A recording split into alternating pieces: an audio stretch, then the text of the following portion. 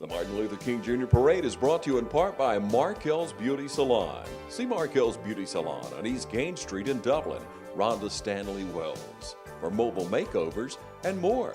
Markel's Beauty Salon, 478-998-7074. Markel's, keeping the dream alive.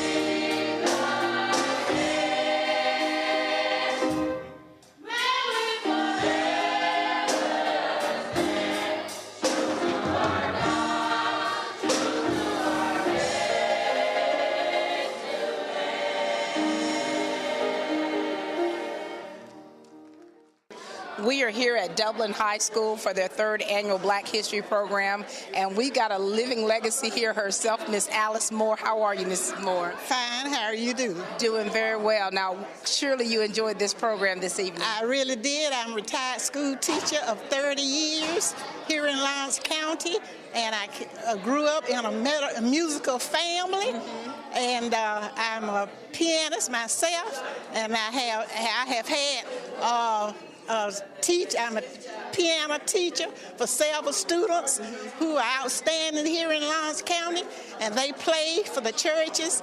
And I'm just glad to be here and to see these children singing these Negro spirituals. This must have really touched you, because you, as an instrumentalist, as a teacher, just talking about what music does to the soul and how therapeutic it is. We're sure that touched you. Yes, it does. And he didn't particularly mention Little Richard Penniman, but I grew up with him in Macon, right around the corner. Is that right? And I knew Little Richard Penniman very, very well, and I have seen him in these later years. Wonderful. That is so wonderful. And we're standing here. We've got the backdrop here of someone very special in your life. Share this with everybody out there.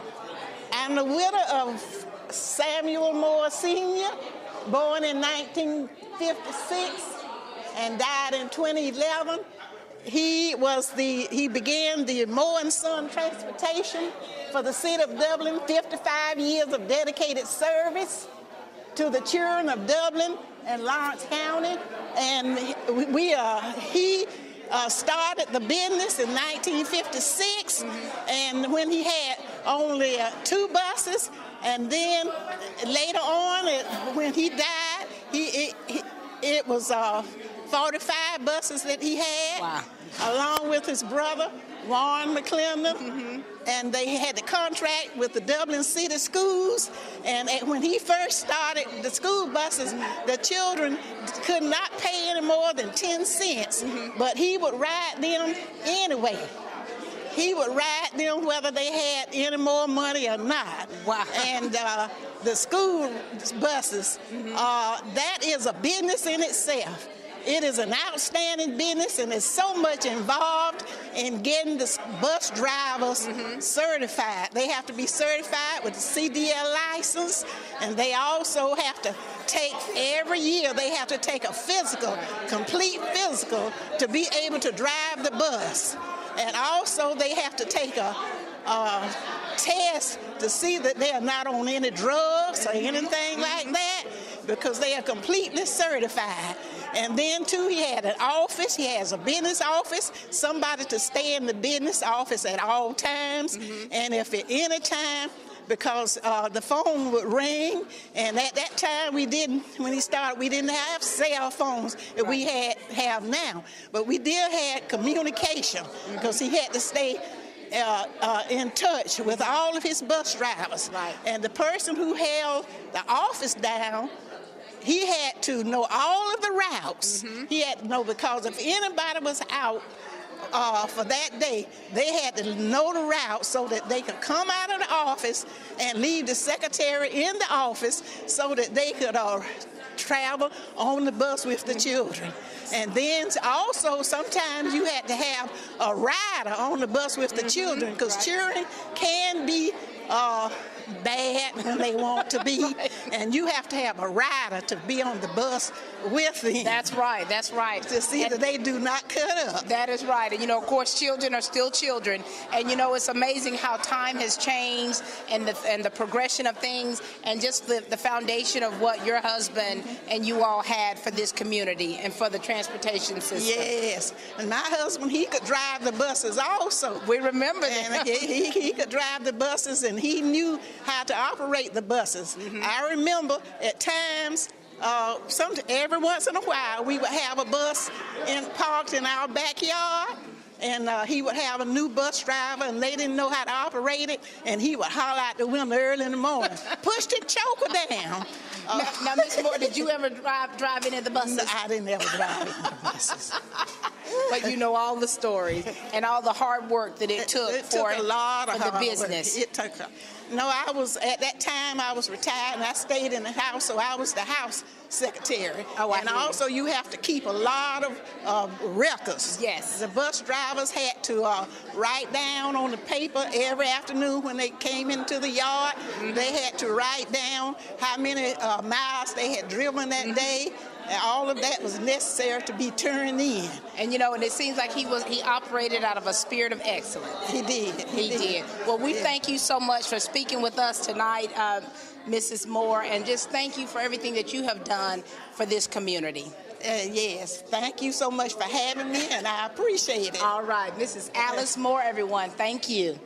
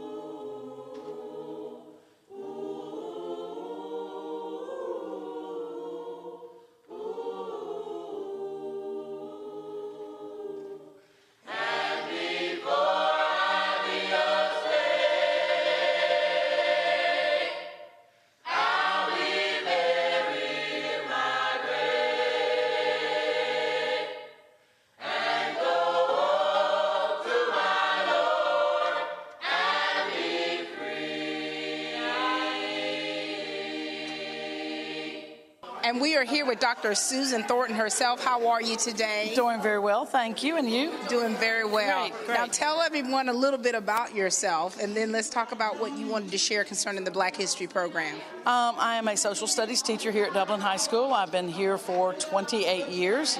I also am the IB coordinator.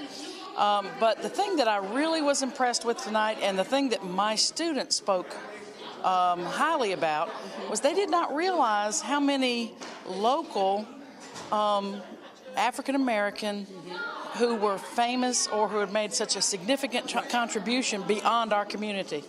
And I think that was an eye-opener, and I'm so excited that they added that piece into the program tonight. Absolutely. It was a bit of a history lesson, wasn't it? It was indeed a history lesson, and of course the music itself that was provided was a history lesson. It was. And, you know, he talked about what music does to our souls, and just hearing the old Negro spirituals and what they used them for back in the day, you know, to kind of communicate. And I teach that in my classroom, although I do not sing as well as our chorus. They sounded great, didn't they? Were fabulous. They were truly fabulous, and I'm so proud of our students, and very proud that we had such a strong participation with the student body. Absolutely, and we thank you for all of your 28 years of contribution. I think that you were here when I graduated. I was. I've been here for a long time. You've been here for a minute, but you know, and as you just said, you know, we're forever learning. We are indeed, and we should always look to each other to make sure that continues. Absolutely, and it certainly was manifested tonight. It certainly was. Thank you so much, Dr. Thornton. Thank you. Take care. All right.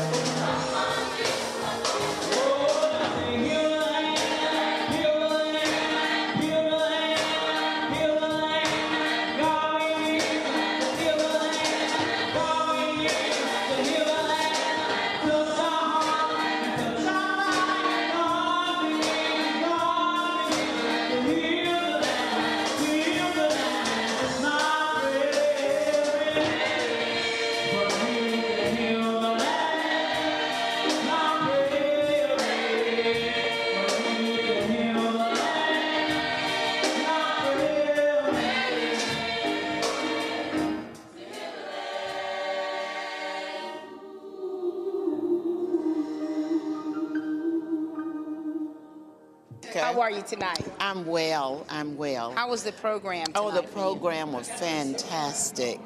I'm so happy that the teachers and students were able to come together on behalf of Black History celebration. And next year, I want to work hard to get more of our people out to listen, to see what the kids are doing. Absolutely. It was great. It was great. The singing was terrific.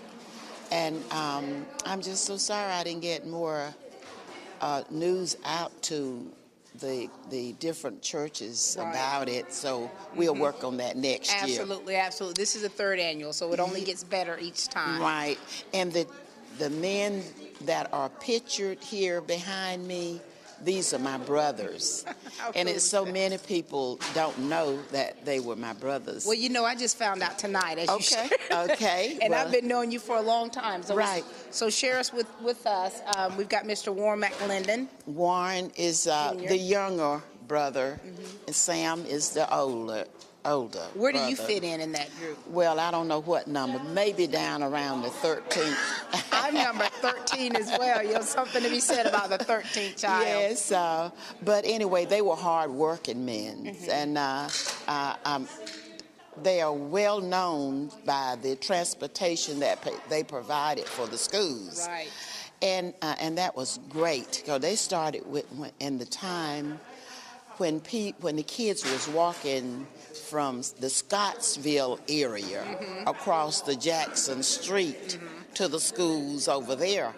And so they provided, you know, safety to get them from Scottsville to those schools crossed Jackson Street. What do you remember about those days? What were you doing back then? Well, when they started, I was not in high school, I don't believe. It's kind of like near. Were you junior high or elementary? Somewhere junior high, somewhere there. Right. But I came from the country, which was the farm where we grew up. All of us grew up, and I was transported by county buses to the high school, and which was fun. And you know, back then, that was better than walking to school. But anyway, I just want to say I appreciate you asking me to say something, and next year I hope it be even better. Amen. Thank you, and thank you for everything that you've contributed yourself. Okay. For this community and for the family legacy that we see on the walls here in the auditorium foyer here at Dublin High School. So thank you so much. Okay. And Mrs. Mack. Mrs. Mack. Thank you so much. Okay. Thank you.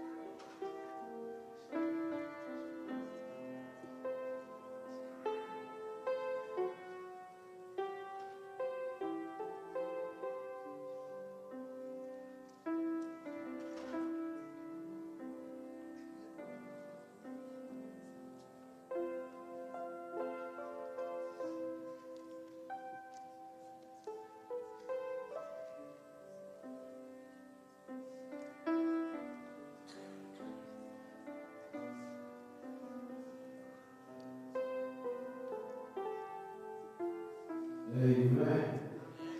Praise God. Thank you, brother. Thank you for your patience. Once again, I won't be before you long. I just want to share some brief words of encouragement. I believe a great deal of us already know about the history, some of the history of us African Americans here in this country. I just want to share with you briefly. The story of Black History Month begins in 1915. Half a century, the 13th Amendment abolished slavery in the United States. That September, Harvard-trained historian Carter G. Woodson and the prominent minister Jesse E. Moreland founded the Association for the Study of Negro Life and History. It is an organization which is dedicated to researching and promoting the achievements by Black African Americans and other of African descent. Amen. Now, this association is known today as the Association for the Study of African American Life and History. The group sponsored the National Negro History Week in 1926, chosen the second week of February to coincide with the birthdays of Abraham Lincoln and Frederick Douglass. This event is to inspire schools and communities nationwide to organize local celebrations, to establish history clubs, and host and perform lectures. Now, in the decades that followed, mayors of cities across the country began issuing yearly proclamations recognizing this Negro History Week. And by the late 1960s, thanks in part to the Civil Rights Movement and growing awareness of Black identity, the Negro History Week had evolved into what we now know today as Black History Month. Many college campuses all around the world had adopted this, and all the cities, major cities, President Gerald R. Ford officially recognized Black History Month in 1976, calling upon the public to seize the opportunity to honor the often neglected accomplishments of Black Americans in every endeavor throughout the course of history. And since then, every American president has designated February as Black History Month and has endorsed a specific theme. There's a specific theme every February for Black History Month. If you were to Google it, you would see it for yourself. There's a specific thing, one specific thing for Black History Month. But the theme here at Dublin High School is our history throughout music. Amen. Our history throughout music. And so what I try to do, I try to stay with the common theme, which is our history throughout music, and I just want to share a few brief things with you. Black history is part of the common record of all humanity, not just some, but all humanity. Amen. All humankind, mankind, mortals, Homo sapiens, the human race. We talk about human beings as a collective, the totality and substrata, the underlying layer, that hidden part that you cannot see. Like when you start to dig for a patio, when you hit a layer of hard rock just below the surface, this layer of rock is an example of what a substratum is. Substance and an element which lies beneath and supports another foundation. African American history, as well as music, supports that foundation. Does everybody understand what I'm saying? And it proves that people of color or African American heritage have made enduring, not some, but enduring contributions to society throughout the course of history, and it just so happens that music is one of them. There's a saying that music has the charm to soothe the savage beast. Has anyone ever heard of that before? That common saying, music has the charm to soothe the savage beast. This phrase was coined by the playwright poet William Conqueror in The Morning Bride in 1967. And yet, even though he was an Englishman, at least in my mind, this statement is very, very true. And I say that because music fuels the mind. Does anybody want to talk about how music fuels the mind? Music fuels creativity. Everybody understand what I'm saying? Music fuels creativity. And it's so much so that artists who are publicly and socially active to help further the progress of Black people in America were more likely to finish higher than they might have based on their musical outputs.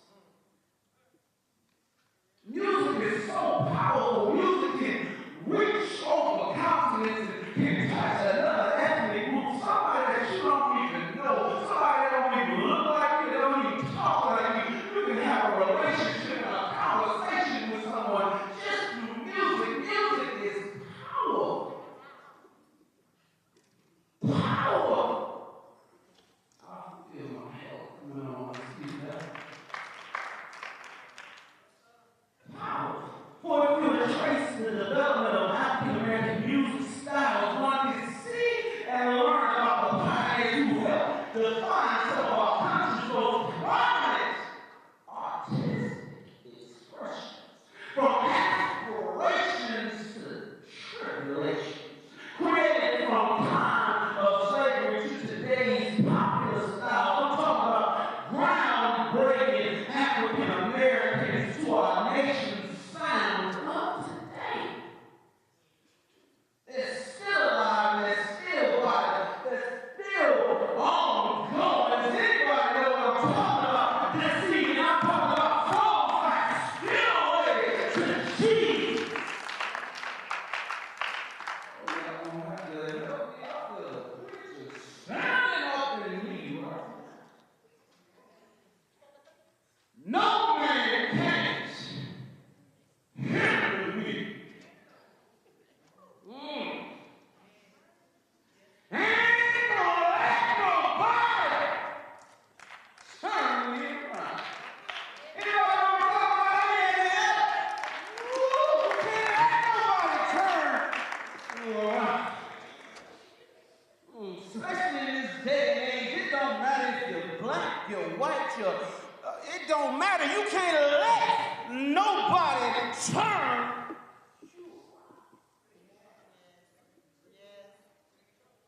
We shall overcome. We shall. I'm not talking about you shall. I'm talking about we shall. Not me shall, but you shall. I don't want to go to scripture, but when you get 2 or 3 people together that believe in one common goal, you can change.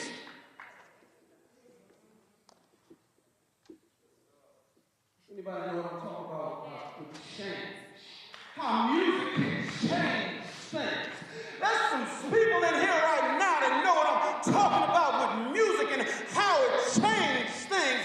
You didn't even know how you was going to make it, but there was something about a song that you heard and it set you on a street called straight. Music can change.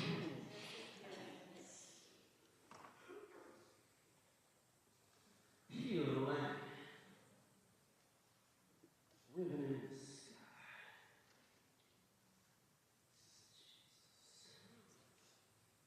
So if you were to trace the development of African American music styles, one could see and learn about the pioneers who helped define some of our country's most prominent artistic expressions. Duke Ellington, born in April 29, 1899 in Washington, D.C., fondly called the Duke. His full name is Edward Kennedy. Ellington was one of the leading jazz figures of the 20th century. He was a composer and a band leader and a jazz pianist. Duke Ellington recorded more than 2,000 compositions, mainly jazz pieces. Duke received honorary doctorate degrees from Harvard and Yale University and was posthumously awarded the Pulitzer Prize Special Citation in 1999. Even France bestowed upon him the Legion of Honor. And the U.S., the Presidential Medal of Freedom. He was inducted into the Songwriters Hall of Fame. Chuck Berry. Anybody know Chuck Berry? Anybody know Chuck Berry? Born October 18, 1926 in St. Louis, Missouri. And they call me the show me state. You got to show me. I don't need you to tell me. You got to show me what you're working with. Anybody know what I'm talking about? Show me. His full name is Charles Edward Anderson Berry. He is a guitarist and a vocalist in the genre of blues.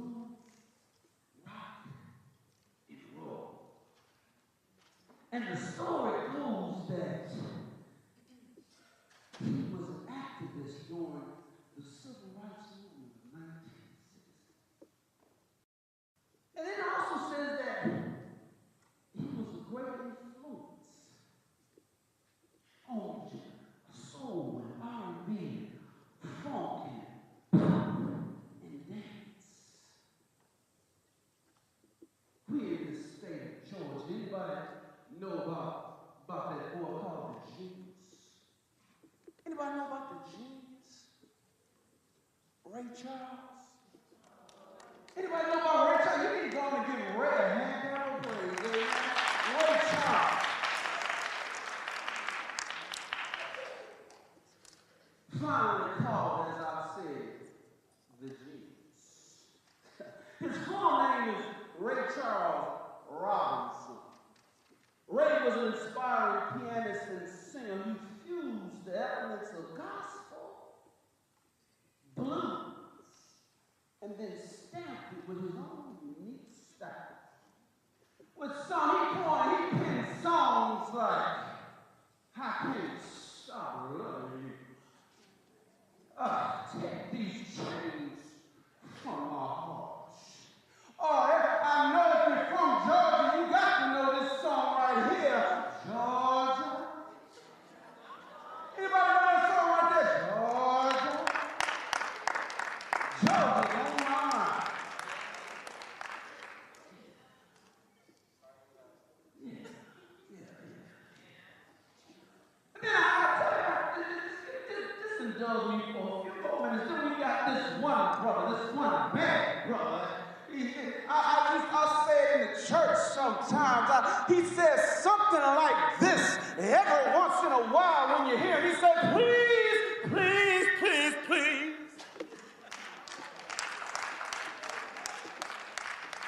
Anybody know about this boy that I'm talking about right here? His name is the Godfather of soul. Somebody calls him James Brown. Full name is James Joseph Brown Jr.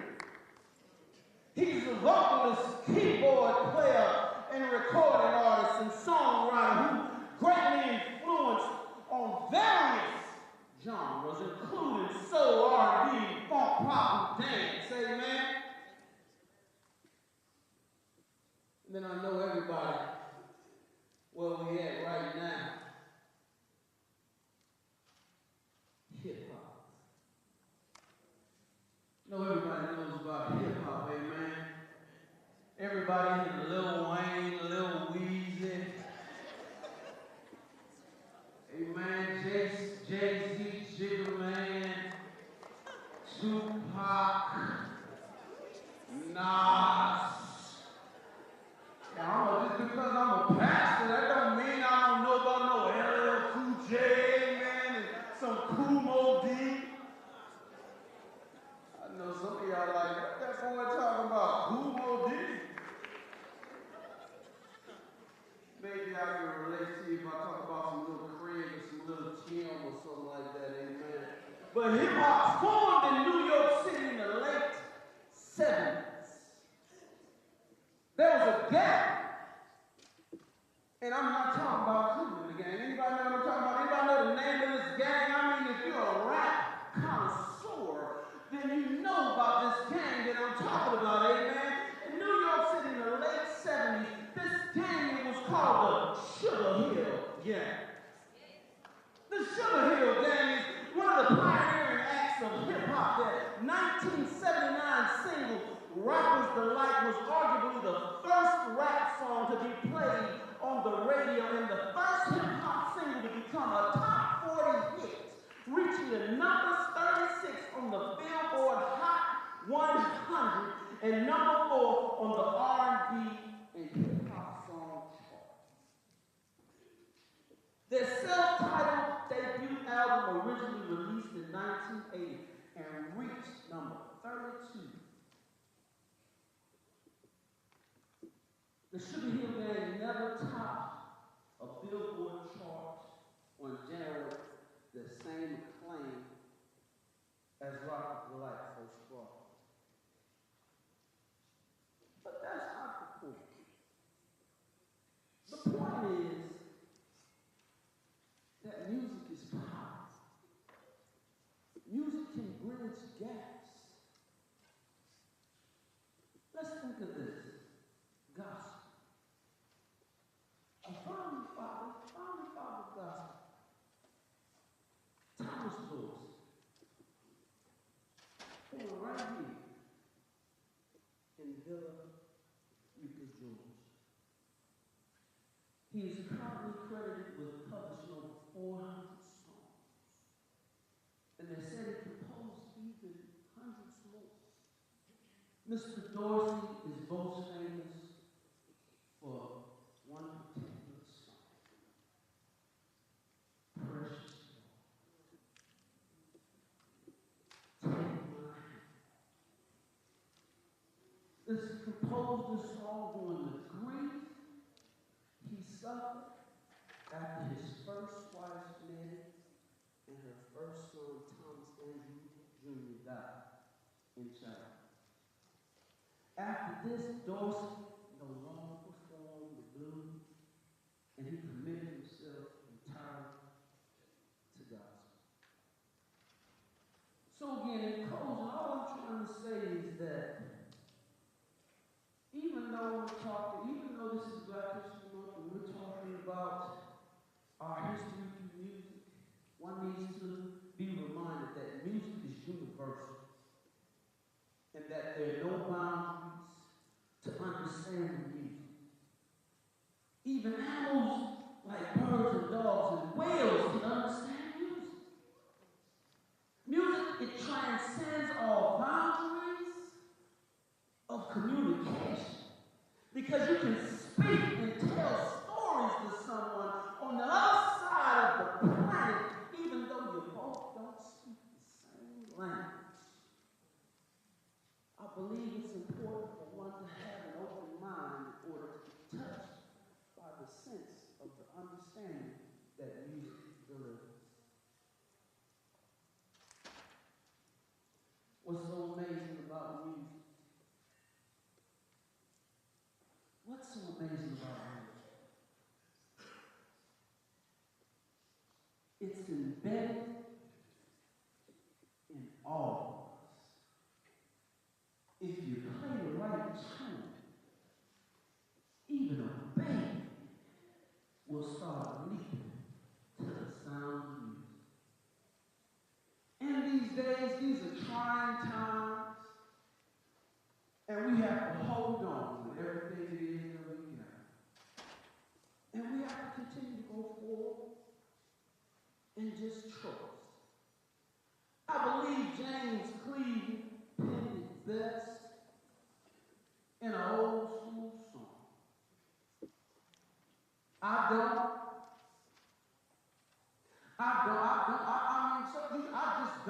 don't feel no way tired. Does anybody know what I'm talking about? I don't feel no way tired. See, music can lift you up, or music can sit you down, or music can put you on your feet, or just turn you around. It just depends on what you let reach down and tie inside your soul, amen? Music can bless you, or music can hurt you. It's all dependent upon what you allow into your ears. Music can lift you up or it can set you down. Music has the power to make you do things that you ought not want to normally do, amen?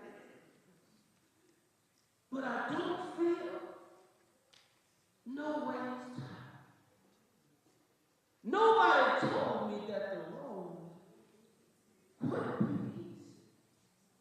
But you got to know that he wouldn't bring you this far to leave. So all I want to say to you this evening, Black History Month, it doesn't matter what color you are. It all matters about what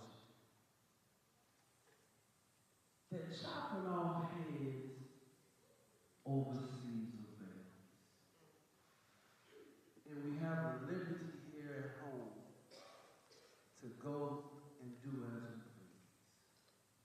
please. If our country is ever going to come together, it's based upon us being united as one.